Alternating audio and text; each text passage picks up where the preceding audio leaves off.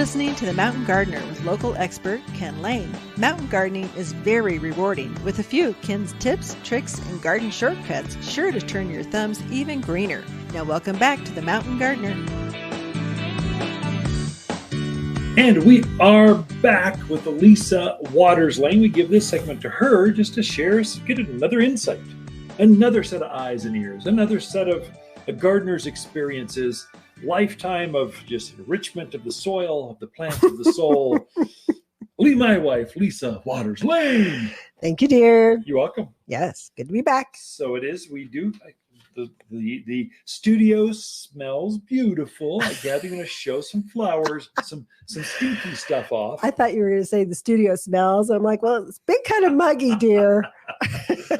You do not smell. Even when you smell, you don't smell, my dear. Unlike I can myself. smell myself. Yeah, well, maybe you're used to yourself. Mm. That's wrong. That's a wrong path to take on the airwaves. Let's just kind of pass it and move on to other things. Yeah. Sure. So, have you been talking about the monsoon sale? I mentioned it just before this, just kind of the seasonal changes, but let's get your, what do you see? Well, in kind of the department that I run, which is the perennials and the annuals. Yeah. So we've had quite a few perennials that we're marking down that are still nice, great perennials. And you still have plenty of time to plant these guys and get them out there. So definitely worth checking out. And then the annuals are also on sale, and everybody's like, is there enough time? 2.5 months. There's tons of time. What are you talking about? There is, and we have a lot of really nice. We've got portulacas and vinca and pintas, angelonias.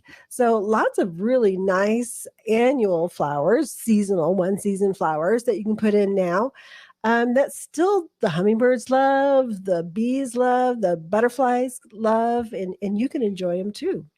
So I've had a couple folks ask me, especially after the class last week, Ken, do you have, when are the pansies coming in? When are the mums going to get? When are the fall crops? So we got a little cool there's like just a chill in the air. People are going, okay, that's it. It's fall now. We're going for it.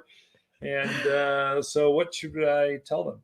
So I spoke with our grower just the other day. So the first load of mums, gallon and 4-inch size, will be coming in the first week in September. So what, about a week, 2 weeks out? Yeah.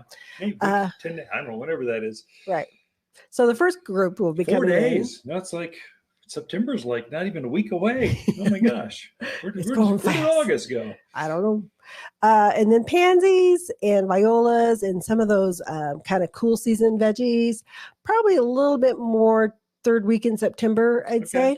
The first crops are out there. They're not quite showing colors. So probably about 4 weeks out. That's one too. So folks should know. We're famous for our Indian summers. It's really easy to be tricked into, it's fall now, and then it goes right back to 90 degrees. You buy your first set of pansies when it's just the first set of cool. It's going to get hot again, and it can vaporize those cool. They like it cool. The cool fall, winter plants, they want it to be cool, not hot. Right. And so it's really easy to get tricked into buying too early. And then you're struggling to keep them watered. And you're going, what's going on? I thought I was a gardener, and it's not you. You were sold the wrong plant too soon, and you're going to struggle. All of us are. Yeah. And so wait until September to really put most of those things in. September will be a little cooler. October, it's definitely fall. It's just gorgeous. It's what we live for. That mid-September through mid-November. It's just beautiful here, and those kind of plants love that season. Right. So don't be tempted to buy a plant just because you can buy pumpkin spice latte at Starbucks does not mean it's time to put your pansies in. Or violas. But snapdragons. Yeah, you could probably do those. You got some of those coming, or we've got some in now. Oh, there we go. They're not on the monsoon sale, but they're sure pretty, and you can sure put them out now. But point being, you got some time to plant those fall things, but you still have a lot of time to enjoy those summer flowers too. And the pricing is very good on them. Yeah. So enjoy it. Plant them and enjoy them. When they're like, what are they? 20, 30, 40, 50% off? What are they? Keep going. No. I just wanted to look. I should know these things. Right now, most of them are 50 for the annuals. Okay. So you're halfway through the season, but you bought them for half price. Yeah. And you can enjoy the last half of the season with these plants. So go for it. Sure. Absolutely. Sure. But we are still getting some new plants and new perennials in. So I brought in a couple today to kind of look at. Now, these first two are great hummingbird attractors. So most people are familiar with the Salvia gregii. And I brought this one in because this is just a real pretty purple one. This is the ignition purple. That is pretty. We had them earlier in the season, then they kind of got a little hard to find, and now they're back in. And just a pretty plant. Does well in containers, does well in the ground, takes full sun. Yeah. It can even take some shadier spots in the yard too and still bloom very proficiently. I don't know what color that is. I'm looking at purple. The camera.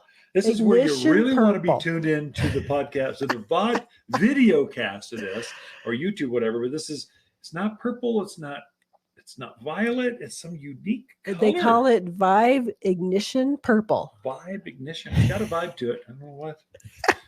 So this other salvia I brought in. So this is a newer salvia. This is Skyscraper Orange.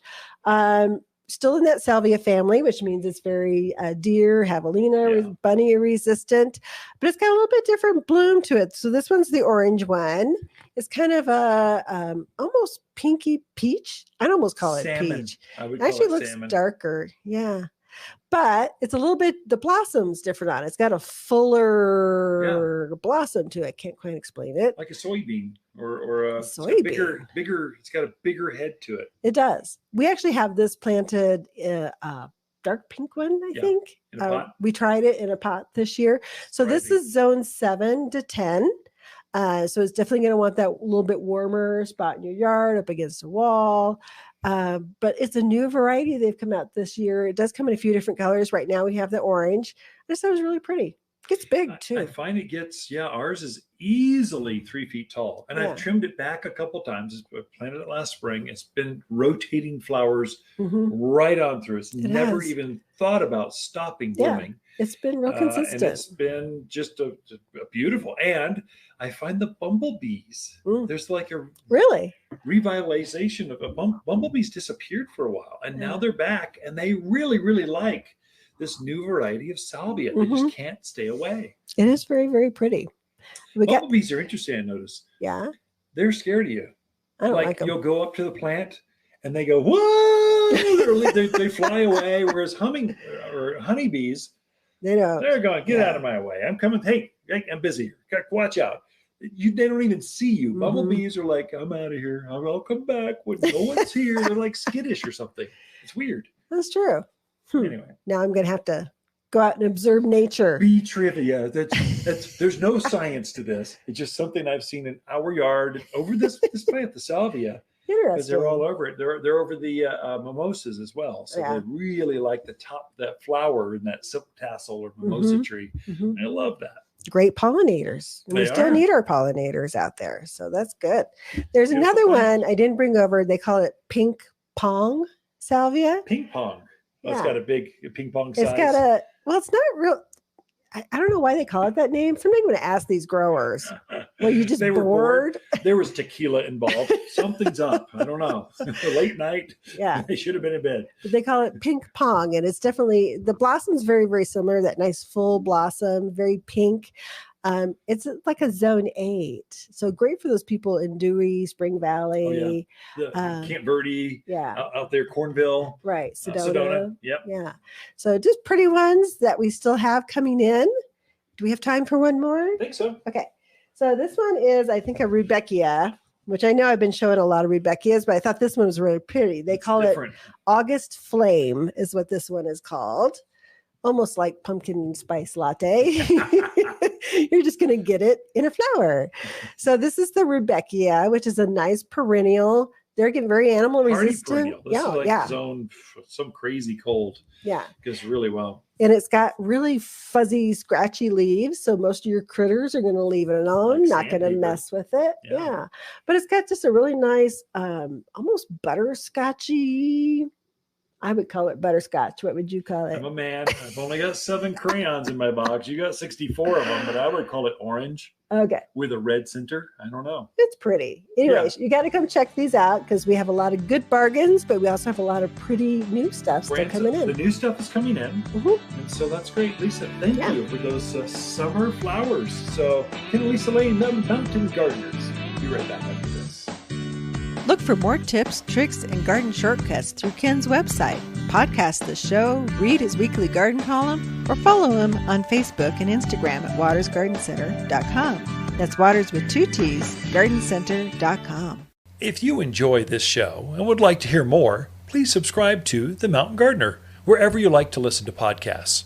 And if you'd like even more garden tips, tricks, and helpful advice, please check out my website at watersgardencenter.com for classes, videos, and more.